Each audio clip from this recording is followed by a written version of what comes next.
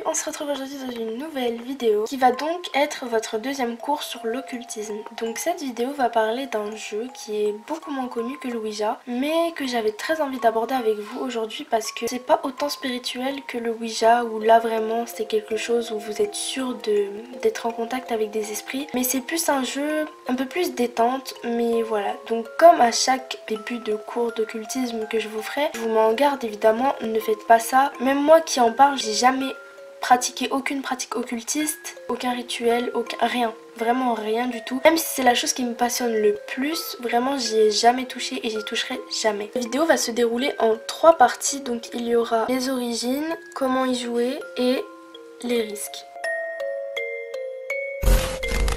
Donc du coup, le jeu s'appelle Red Door, Yellow Door, qui signifie en français porte rouge, porte jaune. Donc ce jeu-là, j'ai beau faire des recherches très poussées, je n'ai rien trouvé.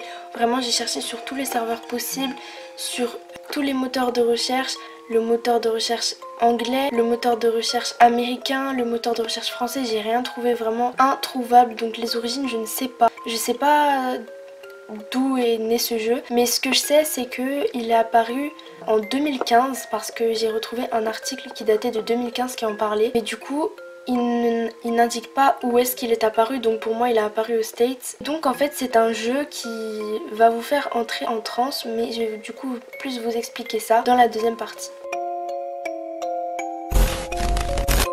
Donc comment y jouer? Alors c'est très simple. Un article que j'ai vu qualifié de jeu pour enfants, donc évidemment non, mais du coup c'est un jeu spirituel qu'on appelle aussi porte noire, porte blanche ou porte d'esprit. Donc pour jouer à ce jeu il va falloir 2 personnes, vous ne pouvez pas jouer si vous n'êtes pas 2 personnes. Donc il y aura une personne qui sera le guide ainsi qu'une autre personne qui sera guidée.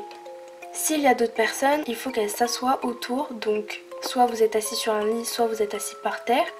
Pour commencer, le guide va devoir s'asseoir sur le sol et avoir les jambes croisées. La personne qui va se faire guider va devoir s'allonger, poser sa tête sur l'oreiller et fermer les yeux. Donc ensuite, la personne qui va se faire guider va devoir lever ses mains en l'air et essayer de se détendre un maximum. Pour que ça marche, il faut garder les yeux fermés. Donc là, je vais vous faire part d'une expérience que j'ai moi-même vécue. Ça, c'est une séance de transe. Alors de la transe, j'en ai déjà faite, j'ai déjà essayé. C'est pas forcément dangereux, mais c'est pas quelque chose que je recommanderais forcément. Donc en fait, quand vous rentrez en transe, c'est quand votre esprit n'est plus dans votre corps.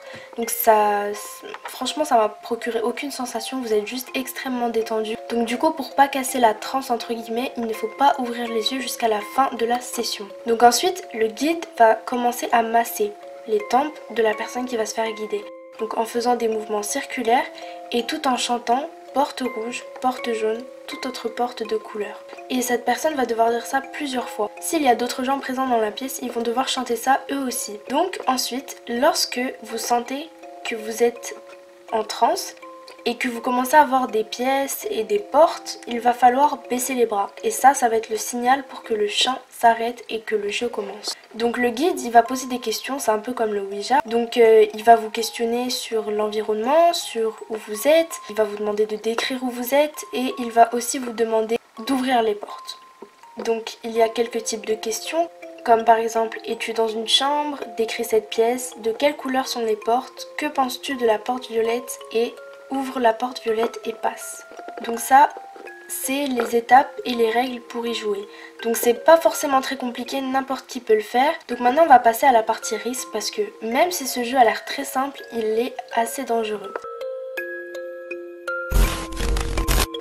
Donc déjà, j'ai quelques conseils pour vous. Si vous entrez dans une pièce qui est pleine d'horloges, ressortez-y vite.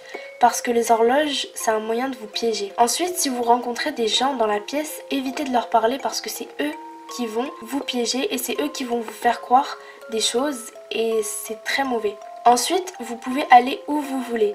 C'est-à-dire que vous pouvez marcher tout droit, vous pouvez marcher, vous pouvez reculer, vous pouvez descendre. Mais un conseil, montez plutôt. Ensuite, les portes ou les objets de couleur claire sont mieux que les objets ou les portes à couleur sombre. Donc maintenant on va parler plus des risques. Si jamais vous êtes pris au piège dans une pièce, vous devez essayer de vous réveiller. Ou alors vous devez essayer de vous faire réveiller. Et si jamais vous n'arrivez pas à sortir de cette transe, vous resterez piégé pour toujours. On dit aussi que si vous mourrez dans le jeu, vous pouvez également mourir dans la vraie vie, donc ça je trouve ça vraiment triste. Si vous rencontrez un homme avec un costume ou une dame en blanc, parce que j'ai regardé certaines vidéos, des gens rencontraient des dames en blanc, il faut absolument mettre fin au jeu. En cas d'urgence, si vous n'arrivez pas à vous réveiller, il peut être nécessaire que le guide vous secoue brutalement jusqu'à votre réveil. Donc là maintenant je vais vous montrer quelques vidéos que j'ai pu voir, donc des petites vidéos que j'ai vues et qui m'ont laissé perplexe, mais qui quand même pour moi sont réelles, parce que franchement je vois pas en quoi ce serait pas réel. Une transe c'est bien réel, voilà. Moi par exemple j'en ai déjà fait, j'ai pas eu des expériences comme ça, c'était juste relaxant, c'était une séance d'hypnose, voilà, toute simple. Donc franchement pour moi tout ça c'est réel, faites vraiment attention.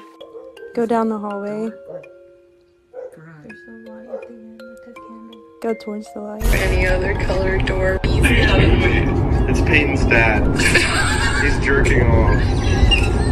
Red door, yellow door, any other color door. Red door, yellow door, any other color door. Red door, yellow door, any other color door. Red door, yellow door, any other. Ah, Casey! Casey!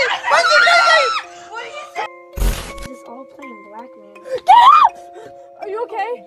Donc voilà, c'est déjà la fin de cette vidéo, j'espère qu'elle vous aura plu, qu'elle vous aura instruit.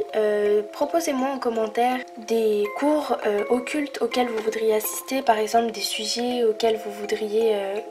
Enfin des sujets que vous voudriez que j'aborde, ça peut être n'importe quoi, hein. Tant que ça touche l'occultisme, bah, je ferai mes petites recherches. Et voilà, donc comme je vous l'ai dit, c'est dangereux, vraiment, je vous dis pas ça juste pour rigoler ou pour vous donner plus envie de le faire.